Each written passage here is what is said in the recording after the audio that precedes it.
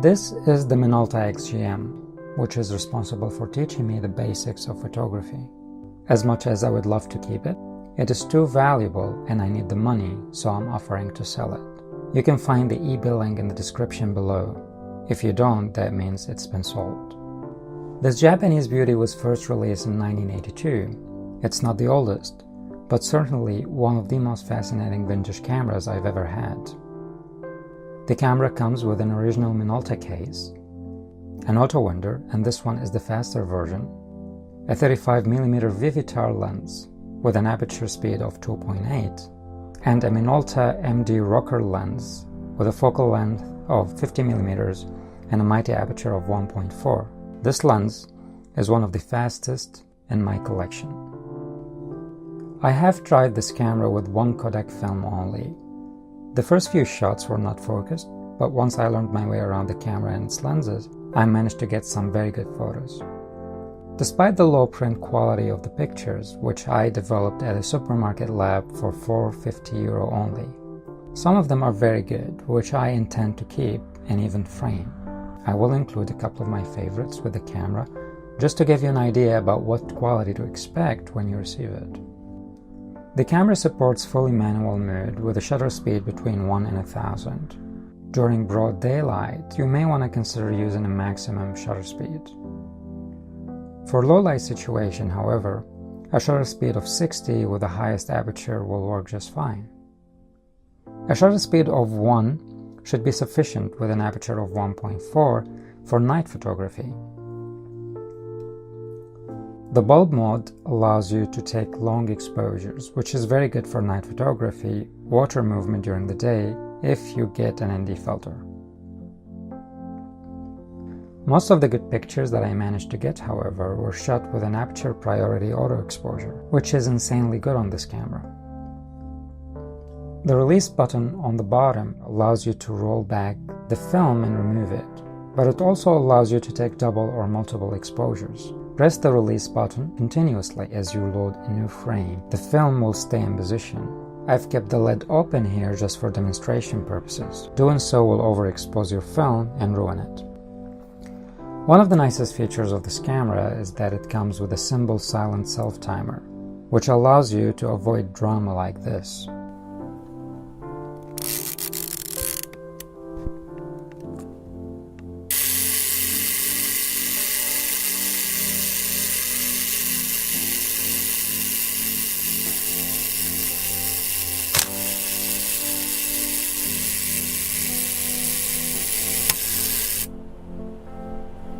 Unscrew the cap on the bottom to install or replace batteries. This camera takes 2 LR44 batteries. These are almost empty, but I will send them with the camera just for reference. The auto winder allows for automatic loading of new frames, which makes taking pictures faster and easier. The winder on this camera is supplied with 4 AA batteries. Do not keep the batteries inside the winder, however, for long periods of time because that will ruin the device. The winder works with all modes, including the bulb mode. Once you remove your finger from the shutter release, the winder will automatically reload a new frame. This device is especially useful to capture fast objects with a high shutter speed. You can reload the frames very fast and capture every moment of your event. The 50mm lens comes with a protective filter, a rubber hood, which is very flexible and handy, and the original Minolta front cap. With an aperture of 1.4, this lens is amazing for low light situations. Just like most Japanese lenses, the outer body of this lens is made of plastic, except for the important parts such as the contact area. The aperture ring works flawlessly on this lens, but the focus ring suffers some friction. It is still fully functional though. I have adapted this lens to my G85 and the results have been fascinating. The glass is quite sharp. At an aperture of 1.4, the image is a little bit soft in the middle as well as on the margins. At an aperture of 2, the picture improves rapidly in the middle but remains relatively soft on the margin. At an aperture of 2.8, the image is sharp everywhere. And at an aperture of 4, the results are pretty much the same. This is not a macro lens. The minimal focus distance of this lens with an aperture of 1.4 is about 40 centimeters. However, with a 50mm focal length and a crop factor of 2 on my G85, I managed to get some very good close-ups on small objects. You can easily manipulate the focus to frame the slightest details on the smallest objects and turn a small apartment into a collection of micro-stories. With an aperture of 1.4, this lens provides tons and tons of shallow depth of field. I managed to isolate the objects in this shot within a distance of 2 meters only. Although this lens is designed for photography, it does some wonderful job with films. I have found it most useful for medium shots and close-ups, but again, this footage is not filmed with a full-frame camera, so you should consider a crop factor of 2. This is definitely the lens to capture people and isolate them from their surroundings. The bokeh on this thing is just amazing. Reflective objects, trees, water, and lights will blur into beautiful creamy circles in the background of your object. You can still use this lens for wider angles, but you may want to consider lowering your aperture to keep everything in focus. The second lens that comes with this camera is the Vivitar 35mm wide angle with an aperture speed of 2.8. This lens is pretty much a tank, almost fully made of metal inside out. Unlike Canon, Olympus, Pentax, and Minolta, Vivitar is one of the few Japanese makers who avoid plastic in their lenses. When I got this lens, it didn't have a front cap. I didn't have an original cap, but I had a metal one on a plastic pentagon, which seemed to fit here better. Unlike the case with the 50mm, the focus ring on this thing is butter smooth and very pleasant to use. The aperture ring is flawless. It's on the very back of this lens, and sometimes I confused it with the middle part. The focus ring turns almost a full circle, which allows you a lot of framing control while shooting. Despite the strong build of this lens, I got it with a dent on the front part, which means it's not possible to attach a filter to it.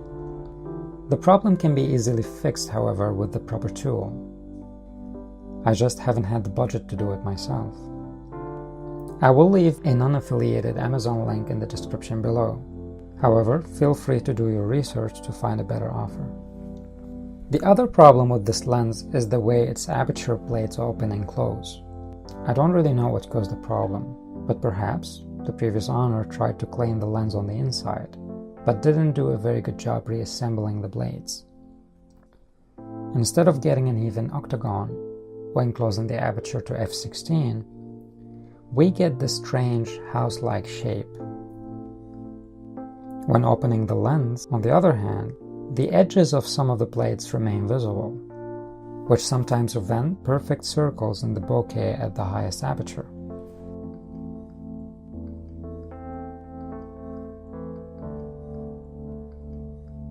Just like the Minolta, the minimal focus distance with the highest aperture on this lens is 40 centimeters.